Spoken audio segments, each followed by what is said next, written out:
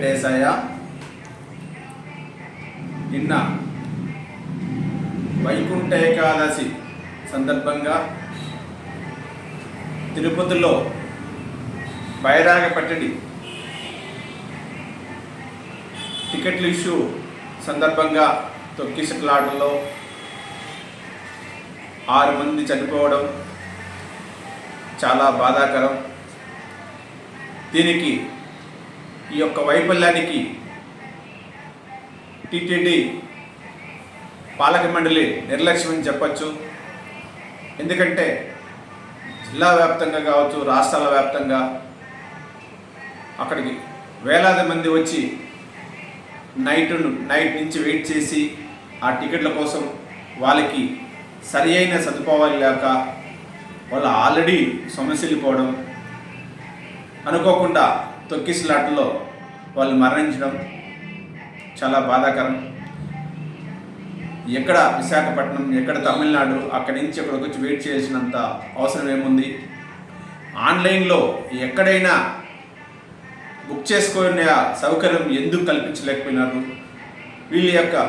వీళ్ళు విఐపీలకి టికెట్లు పంచుకోవడానికి ఈ యొక్క విధానం అవలంబించడం జరుగుతుంది తప్ప ఆన్లైన్లో ఎక్కడికెక్కడ టికెట్లు వచ్చి మినిమం ఎన్ని అయితే బుక్ చేసుకోవాలో అన్ని ఏరియాల వైజు కౌంటర్లు పెట్టి చేసింటే ఈ పరిస్థితి వచ్చేది కాదు.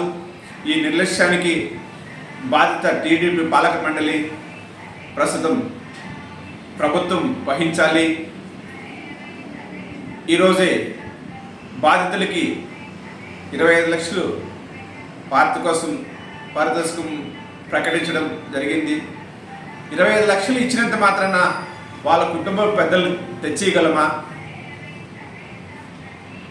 ఇది ఎంతవరకు సబబు? ఈ నిర్లక్ష్య వైఖరిని ఇక మీదట లేకుండా చట్టాల్లో మార్పులు తీసుకొచ్చి టీటీడీ పాలక మండలి ఇకనైనా సరిగా ఉండాలని కోరుకుంటున్నాం. ఎందుకంటే మీ ఇట్లా నిర్లక్ష్య వైఖరి వల్లనే మొన్న హైందవ సంకారంలో మీ నిర్లక్ష్య వైఖరి గురించి స్పష్టంగా చెప్పడం జరిగింది. అయినా కానీ మీరు ఇంత నిర్లక్ష్యంగా ఉండాలంటే ఇక మీకు మీ పాలక మండలికి దగ్గరలో చెల్లు పలికే రోజులు తప్పవు. ప్రజలకి ఇకనైనా అందుబాటులోకి వచ్చే విధంగా తీసుకురావాలి.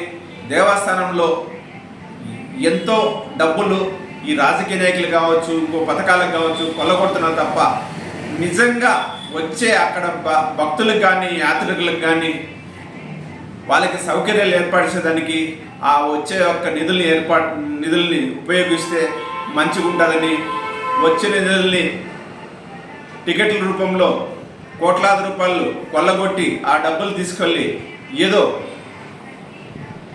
ఇతర పథకాలకో హాజరతలకో ఇంకా వాళ్ళకి జీతాల రూపంలో ఇస్తుంటే చూస్తూ విశ్వ హిందూ పరిషత్ ఊరుకోదు.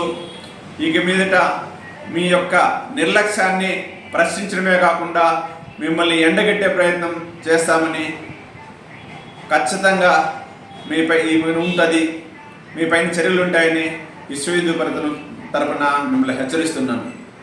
జై శ్రీరామ్.